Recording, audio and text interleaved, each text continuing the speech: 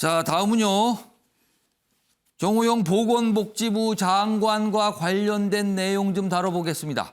자녀의 편입학 문제가 지금 정치권에서 생각지 못했는데 지금 이슈가 되고 있는 거거든요. 요즘 시간이 좀 흐르고 있고 조금씩 뭔가 나오고 있습니다. 먼저 두 가지 기사 준비했습니다. 보시죠. 자, 정호영 후보자 자녀 입시 직전 부친 병원에서 봉사활동.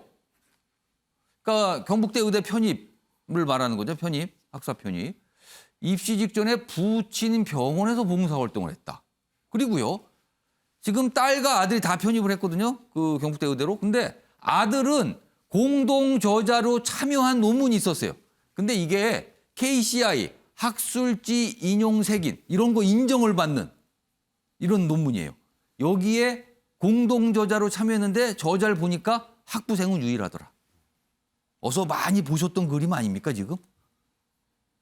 여기 보시면 논란의 의대 편입 스펙 따져보니 편입 입시 때 논문을 주요 경력으로 제시했다. 그런데 과연 이게 학부생으로서 가능한 일인가?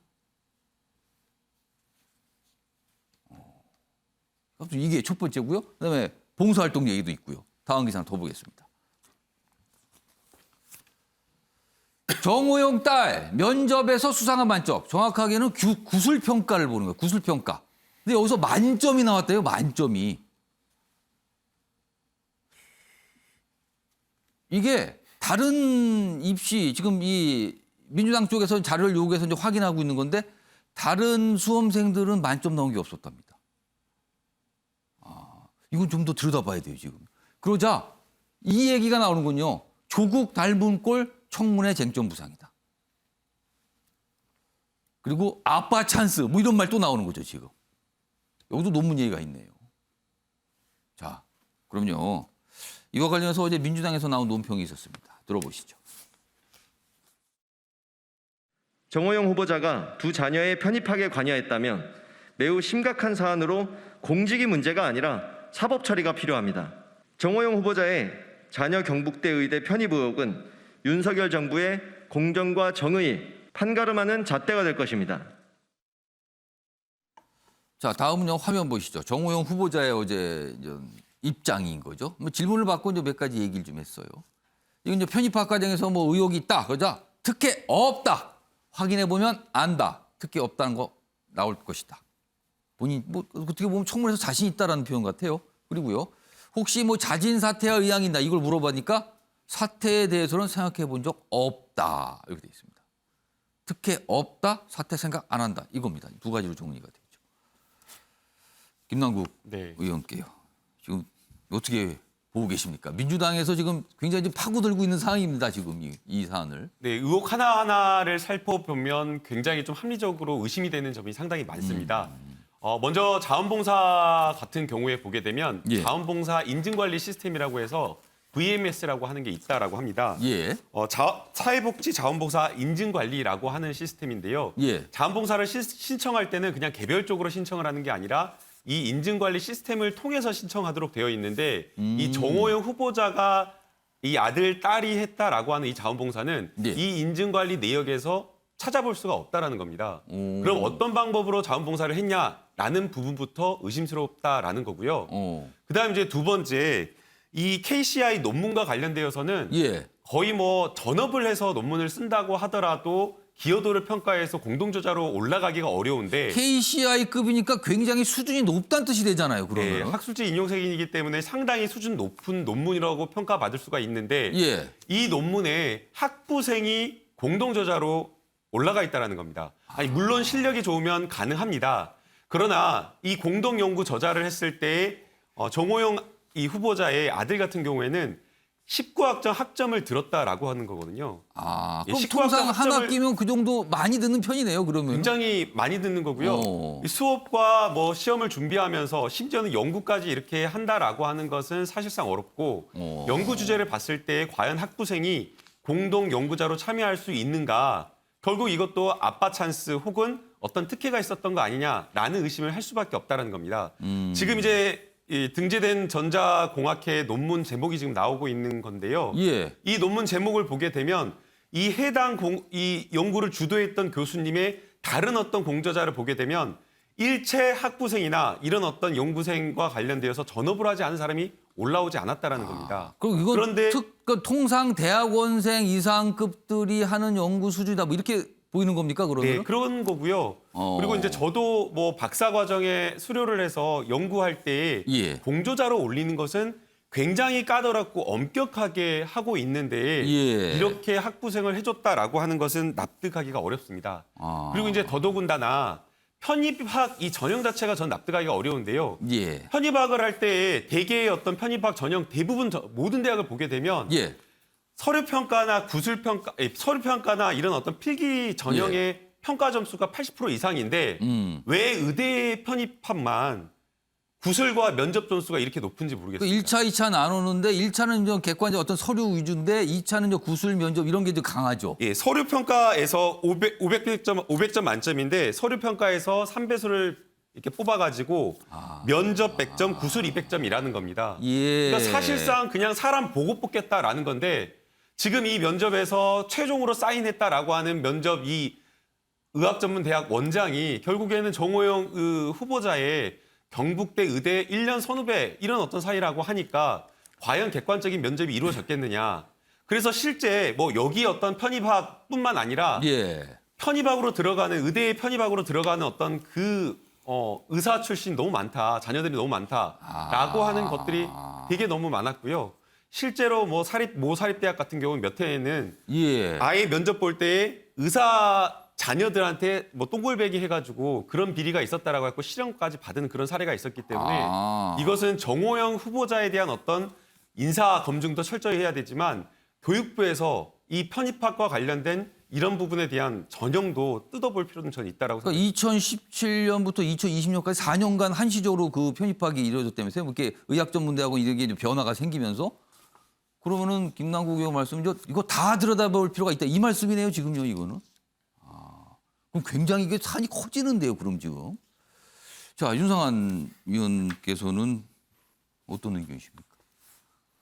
조국 사태를 비춰보면 예. 조국 사태 시리즈 2다. 그런 의혹을 모두가 갖게 됩니다. 일단 그런 의혹이 보인다는 겁니까? 예, 충분히 가능성도 높을 것 같습니다. 왜냐하니까 일단 편입학이 4년 동안 진행이 됐는데 2017년부터 예. 그 당시에 아들이 같이 날라니 입학할 수 있다. 물론 우연치고는 상당히 맞추기 어려운 의원입니다. 예. 그리고 딸이 입학할 때 정 후보자는 경북대 병원의 진료처장 겸 부원장이었고 아들이 입학할 때는 병원장이 된 직후였습니다. 지금 이야기가 나왔다시피 2차 면접에서 면접, 구술시험 다 알지 않겠습니까? 그러니까 지금으로서는 뭔가 뚜렷한 뭐 문제, 불법 이런 건 아니지만 일단 의혹이고요. 아무래도 그 당시에 아빠가 거기서 근무하고 있으니까 그렇게 만약에 결과가 편입학교 나오면 다른 많은 분들이 그러겠죠. 혹시 그렇죠. 이런 거죠. 예, 충분히 그런 의혹을 살 수 있고 그리고 특히 경북대는 지방에 있는 의대 아닙니까? 예. 지금도 나왔다시피 대부분 아마 경북대 의대 출신 위주로 다 구성이 돼 있을 겁니다. 다 선후배 관계일 가능성이 아주 높습니다. 거기에 있는 저 뭐 의사들이든가 병원에서 예, 일하시는 분들이요. 신분이나, 예. 그러니까 저희들이 합리적인 의심이 충분히 되는 부분입니다. 근데 문제는 제가 생각하기에 조국 사태 때도 저희가 봤다시피 언론이나 주변에서의 의혹 제기로는 이게 드러나지가 않습니다. 결국은 김남국 의원이 지적하다시피 교육부가 제대로 한번 따져봐야 되고 교육부가 나서 감사를 좀 해볼 필요가 있다. 혹시 고발이 되면 경찰이든 검찰이든 조사를 해봐야 그 내밀한 사항이 드러나지 않겠습니까? 예. 저는 그렇게 생각합니다. 장혜탄 단장. 뭐 지금은 좀 더 매일 뭔가 조금씩 취재를 통해서 언론들이 보도를 하고 있는 상황인데 조금씩 진척은 되는 것 같아요. 뭐가 추가로 나오고 있거든요, 지금. 만약에 이게 지금 민주당에서는 이거는 사법적으로 판단해 볼 사안까지 간다. 이렇게 지금 얘기하고 있단 말이에요. 근데 윤 당선인이 임명한 장관 후보자. 사법적인 판단. 뭐 이런 거, 그러니까 과거 자꾸 떠오르는 거거든요.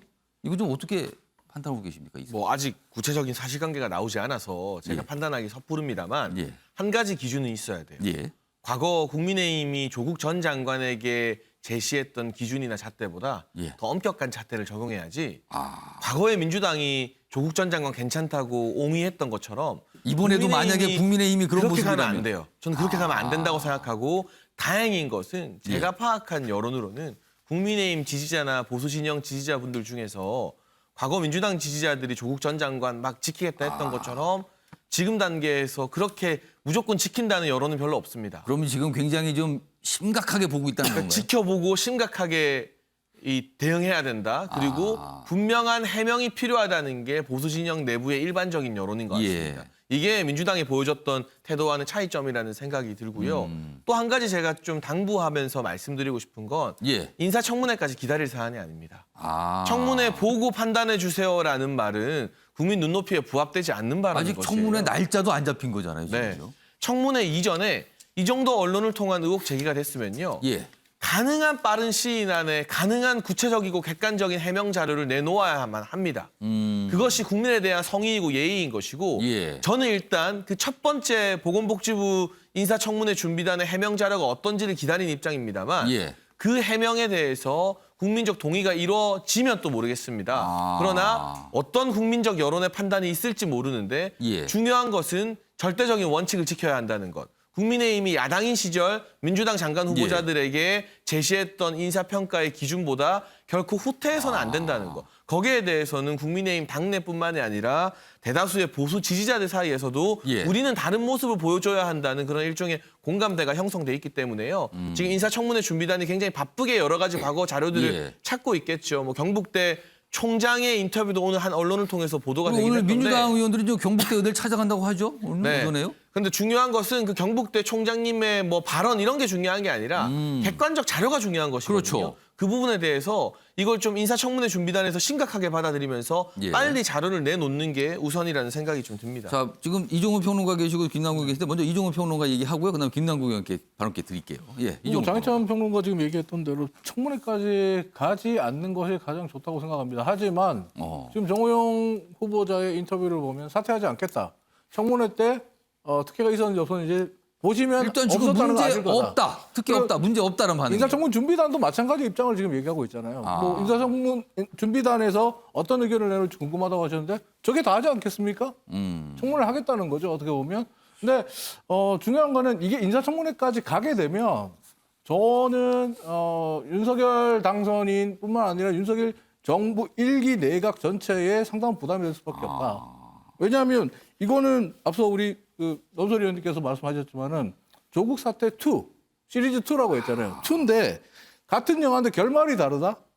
이걸 어느 국민이 받아들이겠어요? 이게 윤석열 당선인이 말하는 공정이고 법치인가? 이런 생각이 들기 시작하면 이 정부의 뿌리가 흔들릴 수밖에 없는 상황이거든요. 그러니까 어떻게 보면 장희찬 평론가의 말처럼 예. 정호영 후보가 물러나야 돼요. 물러나서 본인이 가질 수 있는 최악의 경우의 수가 사퇴라고 생각하는 게 본인이 생각하는 부분이지만 제가 볼 때는 이 사퇴라는 기준에 대해서도 민주당 지지자들 입장에서는 예. 이게 과연 최악의 엔딩인가? 그걸로 다르게 생각할 수 끝나는 건가? 있거든요. 이게 공정인가? 사태만으로도 그걸로 끝나면 되는 건가라는 네, 거예요. 그렇게 생각할 수 그러면? 있을 것 같습니다.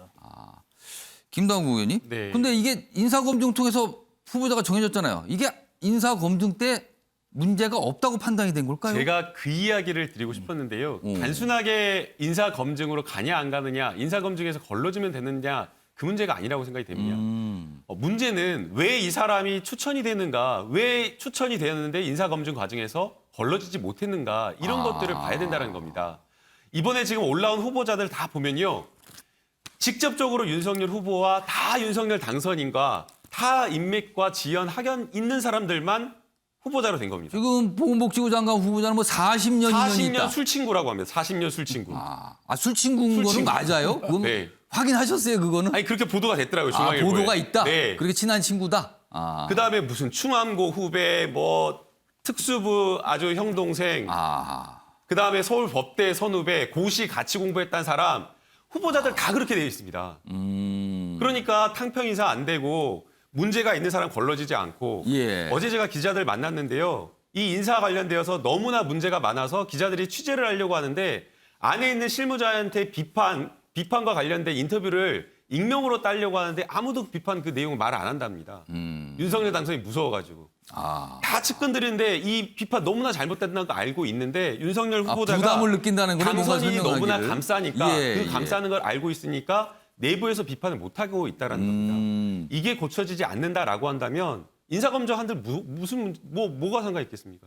계속 문제가 예. 반복될 거고 인사 실패와 인사 예. 참배가 될 것이기 때문에 저는 여기 장해찬 평론가 같이 굉장히 뭔가 옳은 말하고 바른 말하는 사람이 예. 내부에서 쓴소리를 저는 해야 된다고 봅니다. 자, 지금 김남국 의원이 얘기를 하는 동안 장해찬 단장이 손을 몇 번을 올렸어요. 발언기에 달라고. 드릴게요. 말씀하시죠. 다른 말 더 부연하려는 게 아니라 예. 저도 내부인 맞아요.